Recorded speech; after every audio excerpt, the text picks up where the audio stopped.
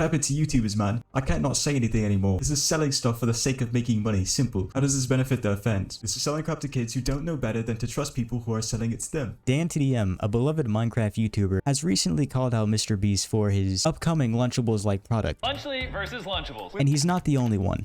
The general sentiment seems to be one of disdain. Look at those. They couldn't even make this look good. They are poisoning you and laughing in your face while they get richer. This shit is gonna be so terrible for your children. So what's the reason for this backlash? Why is everyone getting mad about this new product? I mean, after all, it seems like a Lunchables, but a slightly healthier version. No sugar added, more electrolytes, and more B vitamins. What's the big deal? There's a couple things people will say when you ask them this question. First being, they are extremely unhealthy for children. But this one is an odd one because Lunchables are already unhealthy. As stated from consumerreports.org, there's a lot to be concerned about in these kits. They're highly processed and regularly eating processed meat.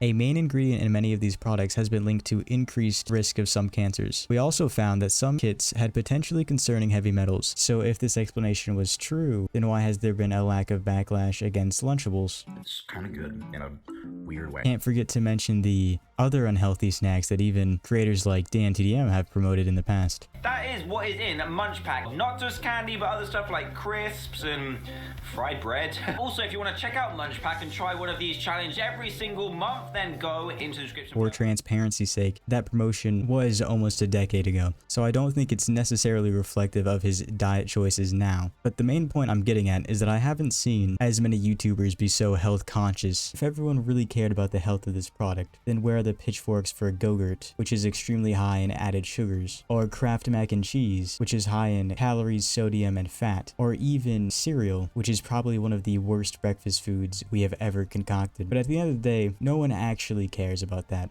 No one's making long-form video essays on why your kids shouldn't have Kraft macaroni and cheese. Basically, I'm saying these YouTubers are full of shit because Lunchables have generally been looked upon with nostalgia and even celebrated on YouTube. And in those cases, it didn't seem like people really concerned about the health of the product. And now this MrBeast product has come out and suddenly everyone wants to care about it. I don't think they're telling the full story. As an alternative, the second explanation they might give you, the one that I think is the real one most of the time, is that this collaboration is with KSI and Logan Paul, and they've been in their fair share of controversy recently. For Logan Paul, it's his recent lawsuit on CoffeeZilla. From this, The fact is that suing CoffeeZilla is not going to help CryptoZoo holders, so I do need to focus my attention where it should be, which is on fans and supporters of me. to headlines like this. How do you go from a guy thanking a guy for exposing him to then suing him for defamation? Rather than pay back his victims fully, Logan would rather publicly humiliate himself in court by accusing me of defaming him. For KSI, it's what some are calling his harassment campaign. They need to go harass everyone who ever said or questioned that KSI was going to win. Pick up the KSI army. Fam, I'm talking to all of my audience. When I beat Tommy Fury, every single person